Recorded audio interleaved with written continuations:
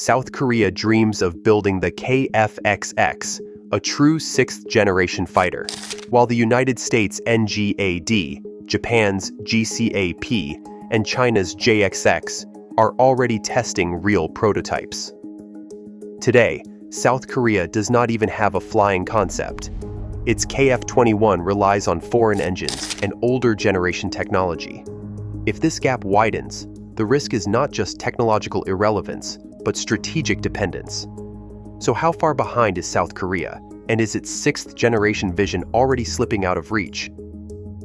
A true sixth-generation fighter is defined by four core pillars. The first is manned-unmanned teaming. This means a piloted aircraft works as the command center for a network of autonomous drones, sometimes called loyal wingmen, that can scout ahead, jam enemy radar, or deliver weapons. The fighter isn't just a solo platform. It is the hub of an aerial system that expands its reach and survivability. The second pillar is artificial intelligence at the heart of decision-making. AI does not just process sensor data. It fuses information from radar, infrared, electronic warfare, and off-board sources into a single real-time picture. The system can prioritize threats, recommend tactics, and even manage electronic countermeasures, all in milliseconds. This reduces the pilot's workload and speeds up the OODA loop, observe, orient, decide, act, to a level no human could match alone. Third is sensor fusion dominance. A sixth-generation fighter is designed to act as a flying command node, not just a combat jet. Its sensors must blend seamlessly with those of satellites, ground stations, and other aircraft. The goal is uninterrupted awareness and targeting, even in contested or jammed environments. The aircraft's own radar signature must remain low, but its ability to sense and share information is unmatched. The fourth pillar is long-range networking and survivability. This includes advanced stealth against radar and infrared, and secure, jam-resistant data links that can survive electronic attack. The fighter must operate deep into enemy territory, supported by high-thrust, fuel-efficient engines and internal weapons bays to stay hidden. All four pillars, manned-unmanned teaming, AI-assisted decision-making, sensor fusion dominance, and resilient networking, set the standard by which every new program is measured. South Korea's vision for a sixth-generation fighter, known as KF-XX, remains confined to the drawing board. Defense planners and aerospace engineers at Korea Aerospace Industries describe KF-XX as a notional successor to the KF-21, targeting the 2040s for potential service. The ambition is clear, a platform designed from the outset for air dominance, equipped for manned-unmanned teaming, advanced AI, and deep integration into a networked battle space. But as of mid-2025, there is no prototype, no detailed design, and no formal program of record approved by the Defense Acquisition Program Administration. A senior KAI engineer says that KF-21EX integrates MUMT for loyal wingman drones, and that real-time sensor fusion lets the manned jet escort while drones jam enemy air defenses. The engineer says the engine gap remains. Korea is advancing indigenous thrust beyond the F414, but adaptive cycle engines for true sixth-generation performance require prototyping in the 2030s. Officials at DAPA echo this caution. DAPA officials say the priority is fielding 120 KF-21s by 2032.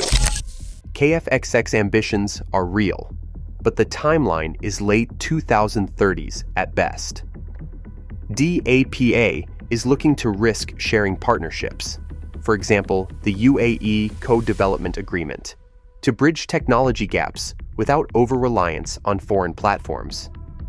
KF-XX today is a concept shaped by strategic intent and early research, not a funded aircraft.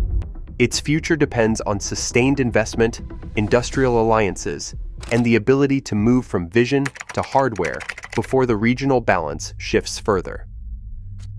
KF-21 Boramae stands as South Korea's most advanced fighter to date, yet it draws a clear line between current achievement and the next frontier. The aircraft operates with two General Electric F414 GE400K engines, assembled under license by Hanwha Aerospace. These engines provide the thrust needed for supersonic flight, but they are not adaptive or variable cycle designs, technologies that define the propulsion of future sixth-generation jets. KF-21's radar suite is built around an indigenous AESA array developed by Hanwha Systems, with gallium nitride modules set to arrive in later production blocks. This radar, paired with electro-optical targeting and infrared search and track, gives Boramae strong situational awareness for its class. The radar and sensor package are competitive for their generation, but they stop short of fully integrated, low-observable sensor fusion at the scale expected in sixth-generation designs.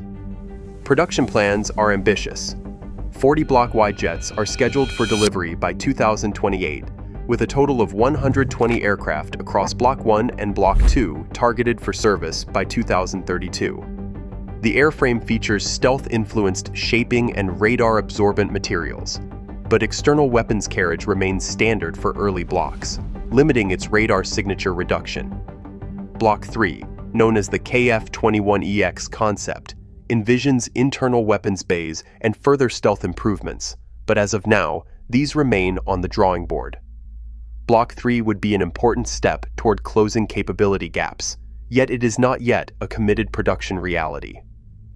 KF-21 does not field an operational loyal wingman system, nor does it employ AI-driven decision aids at the level seen in sixth-generation concepts.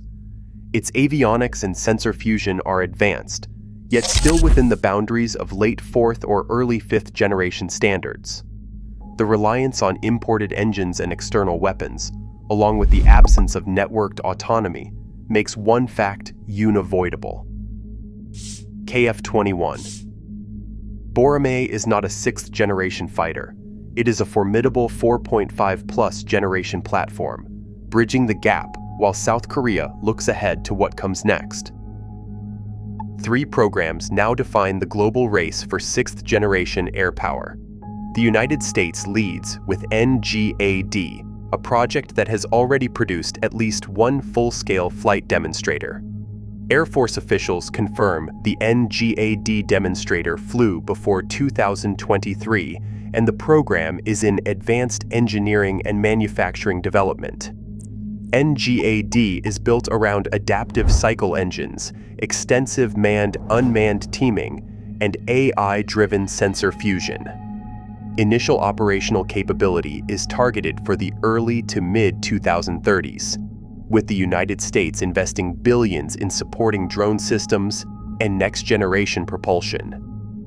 Japan, the United Kingdom, and Italy have pooled resources for the Global Combat Air Program, GCAP.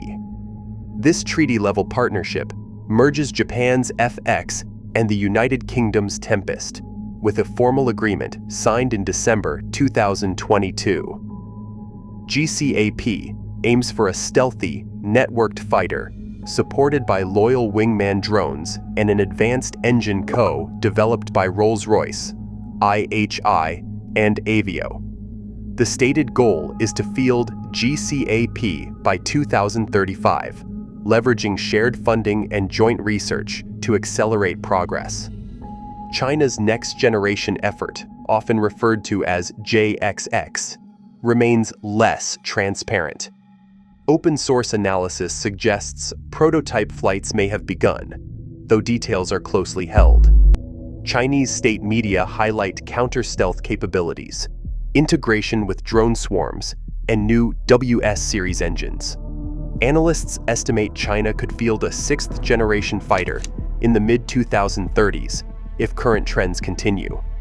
Each of these programs is further along than South Korea's KF-XX, with demonstrators flying or detailed designs in hand, and service entry targeted a decade or more before any Korean sixth-generation contender. 4 core technology gaps stand between South Korea and a true sixth-generation fighter. The first is propulsion.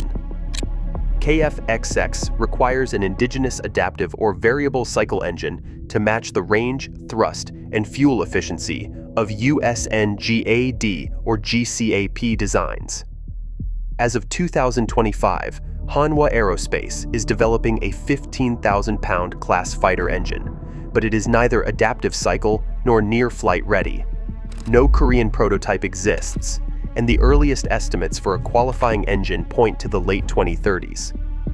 Until then, reliance on GEF 414 derivatives limits both performance and export freedom.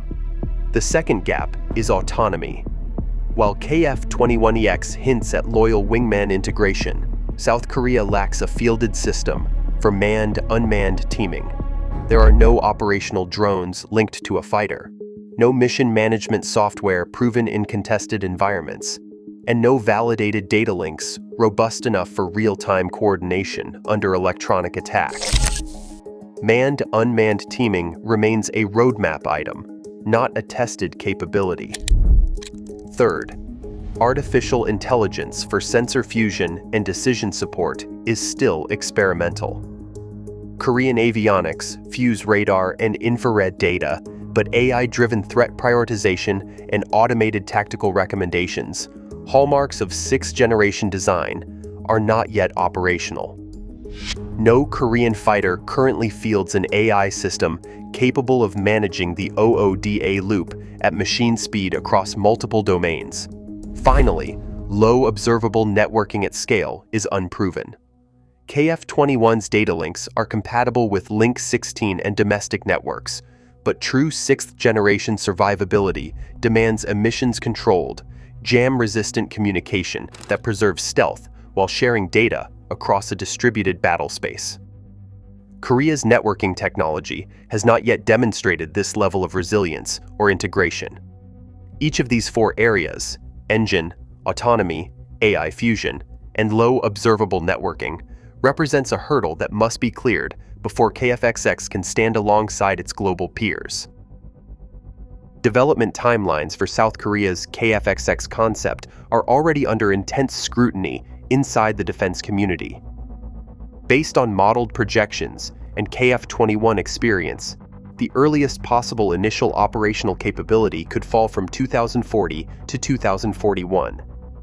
A more probable window is from 2042 to 2044, with significant delays pushing fielding into the mid-2040s. These ranges depend on factors like engine maturity, avionics integration, and sustained funding. Each of those areas has its own history of setbacks in earlier programs. The Republic of Korea Air Force will need to rely on F-35s and upgraded KF-21s throughout the 2030s and early 2040s, just as regional competitors deploy their own next-generation fleets. For every year past 2042, the risk grows that KF-XX will enter service after the decisive window for regional air power has already closed. A Republic of Korea Air Force planner put it bluntly, "If KF-XX arrives in the mid-2040s, we are not setting the pace, we are catching up. We will have to stretch the F-35 and the KF-21 further than planned, and that means accepting more operational risk." The calendar is not just a planning tool, it is a source of pressure. Delays could force South Korea to buy more foreign aircraft, undercut domestic aerospace ambitions, and leave the country exposed during a critical period of regional change. The countdown has begun.